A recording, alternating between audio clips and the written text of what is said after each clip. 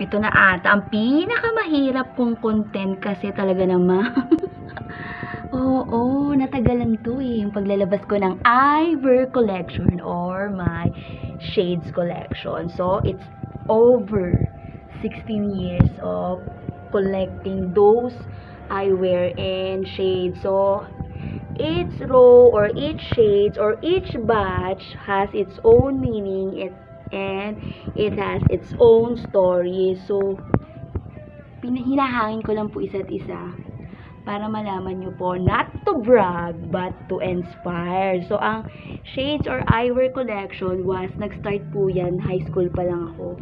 Since wala na po rito yung mga high school shades and eyewear ko, na ipamigay na kasi nagdi-dispatcha din ako. Dahil sa pagdi-dispatcha, naniniwala po ako na oo, patuloy ang grasya. Ito po mga eyewear ko was, wala pa pong grado yung mata ko niya ng mga panahon na yon. Sabi ko nga,